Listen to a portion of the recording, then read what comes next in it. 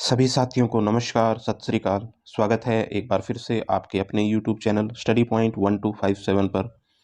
दोस्तों, आज की वीडियो में हम बात करेंगे मुगल सम्राट अकबर के बारे में। जो स्टूडेंट पंजाब टेट और यूपी टेट की तैयारी कर रहे हैं उनके लिए ये वीडियो काफ़ी इम्पोर्टेंट होने वाली है। तो चलिए दोस्तों, बिना देरी किए हम आज की वीडियो शुरू करते हैं। प्रश्न नंबर 1, अकबर का जन्म अमरकोट के राणा वीरसाल के महल में कब हुआ था?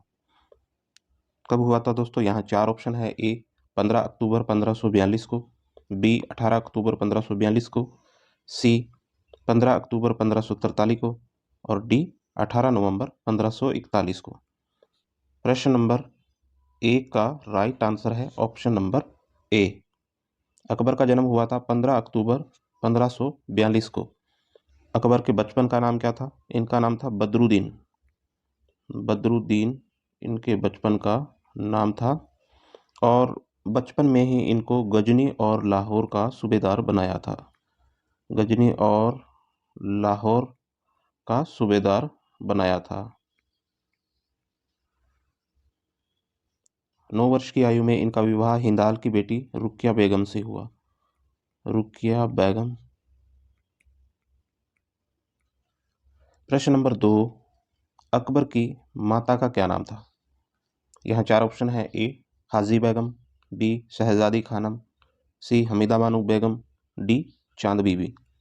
प्रश्न नंबर 2 का हमारा राइट आंसर है option number C. Hamida Bano Begum Akbar की माँ का नाम था। अकबर के पिता कौन थे? अकबर के पिता हुमायूं थे।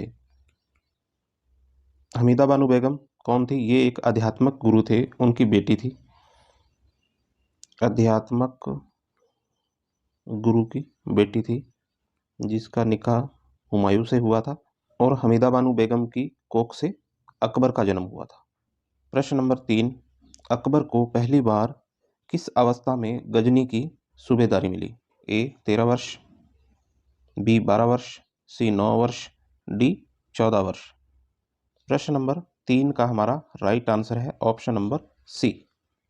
9 वर्ष की आयु में इनको लाहौर और गजनी की सूबेदारी मिल गई थी और 9 वर्ष की आयु में ही इनका विवाह हो गया था। कलानौर स्थान जाना जाता है। यहाँ चार ऑप्शन है। ए अकबर के राज्यारोहण के रूप में, बी अकबर के जन्म के रूप में, सी हुमायूं के विवाह उत्सव के रूप में, डी उपरोक्त में से कोई नहीं। प्रश्न नंबर 4 का हमारा राइट आंसर है ऑप्शन नंबर ए। अकबर के राज्यारोहण के रूप में कलानौर जाना जाता है। और कलानौर कहाँ पड़ता है? ये पड़ता है पंजाब के गुरदासपुर में पड़ता है। और इनका राज्यारोहण किसकी देख रेख में हुआ? ये हुआ बैरम खां की देख रेख में हुआ था। और किया किसने था? मिर्जा अबुल कासिम ने इसका राज्यारोहण किया था। मिर्जा अबुल कासिम ने। प्रश्न नंबर 5, अकबर को हुमायूं की मृत्यु की सूचना मिलने पर राजगद्दी पर बैठाया गया था। कहां पर बैठाया गया था इनको? Option A Lahore, B Kabul, C Sirhind, D Kalanaur. तो दोस्तों, प्रश्न नंबर 5 का हमारा राइट आंसर है ऑप्शन नंबर डी। प्रश्न नंबर 6, अकबर का राज्याभिषेक पंजाब के कलानौर नामक स्थान पर कब हुआ था? यहाँ चार ऑप्शन है। ए 14 फरवरी 1555, बी 14 फरवरी 1556, सी 5 नवंबर 1556, डी 18 जून 1557। तो दोस्तों, प्रश्न नंबर 6 का हमारा राइट आंसर है ऑप्शन नंबर बी।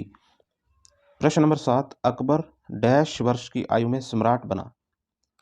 सम्राट कितने वर्ष की आयु में बना? यहाँ चार ऑप्शन है। ए 16 वर्ष, बी 19 वर्ष, सी 13 वर्ष, डी 12 वर्ष।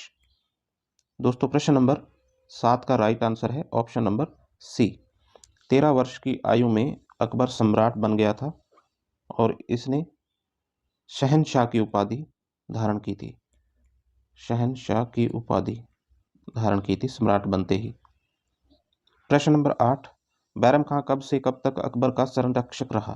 चार ऑप्शन है। ए 1556 से 1560, बी 1555 से 1560, सी 1556 से 1561, डी 1556 से 1562। दोस्तों, प्रश्न नंबर 8 का राइट आंसर बन रहा है ऑप्शन नंबर ए। 1556 से 1560 तक बैरम खां अकबर का संरक्षक रहा था। प्रश्न नंबर 9, अकबर ने सम्राट बनने पर बैरम खां को कौन सी उपाधि दी थी? सम्मान के रूप में कौन सी उपाधि दी थी? यहाँ 4 ऑप्शन है। ए फरजंद, बी खान ए खाना, सी जरी कलम, डी अमीरुल अमीरा। दोस्तों प्रश्न नंबर 9 का राइट आंसर बन रहा है ऑप्शन नंबर बी, खान ए खाना की उपाधि दी थी। प्रश्न नंबर 10, मक्का की तीर्थ यात्रा के दौरान पाटन नामक स्थान पर किसने बैरम खां की हत्या कर दी थी? तो दोस्तों यहाँ 4 ऑप्शन है। ए मान सिंह, बी मुबारक खां, सी कासिम खां, डी आसफ खां। प्रश्न नंबर 10 का हमारा राइट आंसर बन रहा है ऑप्शन नंबर बी, मुबारक खां लोहानी था। मुगलों ने इसके बाप को मार दिया था। माछीवाड़ा का जो युद्ध हुआ था उसमें इसके बाप को मार दिया था और उसका बदला लेने के लिए मुबारक खां सम्मान के रूप में मुबारक खां बैरम खां के गले लगा और छाती में खंजर घोंप दिया था, जिसकी वजह से बैरम खां की हत्या हो गई थी। बैरम खां दोस्तों मुगलों का सच्चा साथी था। इसने हुमायूं के समय मुगलों की सेवा करनी शुरू की थी और अकबर के राज में भी इन्होंने सेवा की, और अगर असल में माने तो बैरम खां ही था जिसने मुगल सत्ता को बचाया था। प्रश्न नंबर 11, पानीपत की दूसरी लड़ाई निम्नलिखित में से किन के बीच हुई थी? यहाँ 4 ऑप्शन है। ए अकबर और हेमू, बी राजपूत और मुगल, सी बाबर और इब्राहिम लोदी, डी अकबर और इब्राहिम लोदी। दोस्तों प्रश्न नंबर 11 का राइट आंसर बन रहा है ऑप्शन नंबर ए, अकबर और हेमू के बीच में पानीपत की दूसरी लड़ाई हुई थी। ये कब हुई थी? ये नवंबर 1556 को हुई थी। 5 नवंबर 1556 को ये पानीपत की दूसरी लड़ाई हुई थी। और इसमें हेमू कौन था? हेमू का पूरा नाम है हेमचंद्र विक्रमादित्य। हेमचंद्र था, और जब इसने अकबर की सेना को हराया था तो इसने अपने आप को विक्रमादित्य की उपाधि धारण की थी और दिल्ली की राजगद्दी पर स्वतंत्र राजा घोषित कर दिया था। और दोस्तों माना जाता है कि मुगल साम्राज्य में मुगल सत्ता के दौरान एकमात्र हिंदू राजा है जिसने दिल्ली सल्तनत पर राज किया था। प्रश्न नंबर 12, हल्दी घाटी का युद्ध कब लड़ा गया था?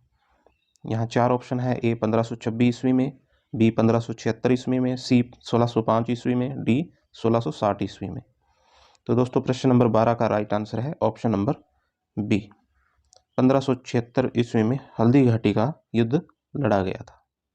प्रश्न नंबर 13, हल्दी घाटी की लड़ाई किन के बीच लड़ी गई? ऑप्शन ए अकबर और राणा संग्राम सिंह, ऑप्शन बी अकबर और मेदिनी राय, ऑप्शन सी अकबर और राणा प्रताप, ऑप्शन डी अकबर और उदय सिंह। दोस्तों प्रश्न नंबर 13 का राइट आंसर बन रहा है ऑप्शन नंबर सी, अकबर और राणा प्रताप के बीच में हल्दी घाटी की प्रसिद्ध लड़ाई लड़ी गई थी। प्रश्न नंबर 14, हल्दी घाटी के युद्ध में महाराणा प्रताप की सेना के सेनापति कौन थे? यहाँ 4 ऑप्शन। ए मान सिंह, बी अमर सिंह, सी हकीम खान, डी शक्ति सिंह। तो दोस्तों प्रश्न नंबर 14 का राइट आंसर है ऑप्शन नंबर सी, हकीम खां महाराणा प्रताप के सेनापति थे हल्दी घाटी युद्ध में। प्रश्न नंबर 15, हल्दी घाटी युद्ध 1576 के पीछे अकबर का मुख्य उद्देश्य क्या था? युद्ध करने का मुख्य उद्देश्य क्या था अकबर का? ए राणा प्रताप को अपने अधीन लाना, बी राजपूतों में फूट डालना, सी मान सिंह की भावना को संतुष्ट करना, डी साम्राज्यवादी नीति अपनाना। तो दोस्तों हमारा राइट आंसर है 15 नंबर प्रश्न का option number A, Rana Pratap को अपने अधीन लाना था। महाराणा प्रताप हिंदू राजा था जिसने सारी उम्र अकबर को परेशान किया था और उसने अपनी अधीनता स्वीकार नहीं की थी। प्रश्न नंबर 16, किस राजपूत वंश ने अकबर के सामने समर्पण नहीं किया था? किसने नहीं किया? यहाँ 4 ऑप्शन है। ए सिसोदिया वंश, बी परमार वंश, सी चौहान वंश, डी चंदेल वंश। तो दोस्तों प्रश्न नंबर 16 का राइट आंसर बन रहा है ऑप्शन नंबर ए, सिसोदिया वंश ने अकबर के सामने समर्पण नहीं किया था।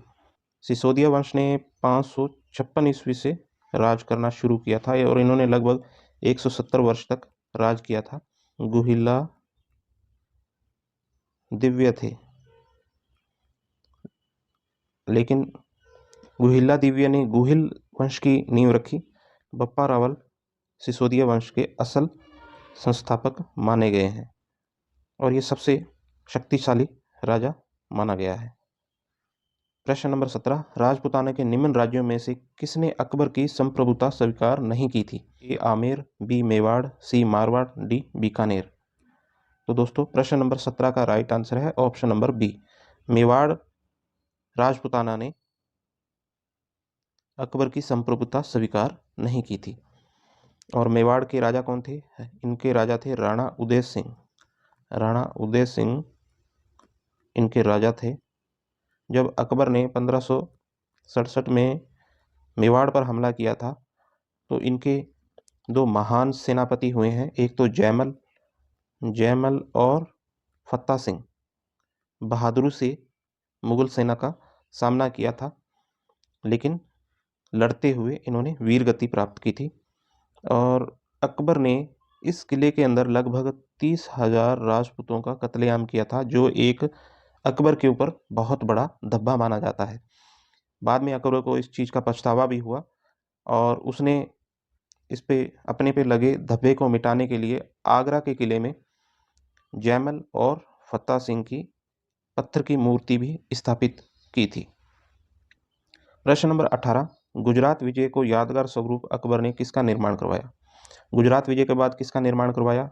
यहाँ 4 ऑप्शन, ए बड़ा इमामबाड़ा, बी बुलंद दरवाजा, सी जामा मस्जिद, डी सिद्दी वशीर। दोस्तों प्रश्न नंबर 18 का राइट आंसर है ऑप्शन नंबर। प्रश्न नंबर 19, बुलंद दरवाजा कहाँ स्थित है? यहाँ 4 ऑप्शन है, A Paschim Bangal, B Gujarat, C Uttar Pradesh, D Delhi. तो दोस्तों प्रश्न नंबर 19 का right answer option number C, Uttar Pradesh में बुलंद दरवाजा है। और उत्तर प्रदेश में कहाँ पर है? फतेहपुर सीकरी।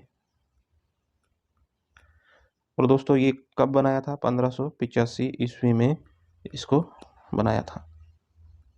प्रश्न नंबर 20 और हमारा आज का ये अंतिम प्रश्न, अकबर ने बंगाल तथा बिहार को मुगल साम्राज्य में मिलाया।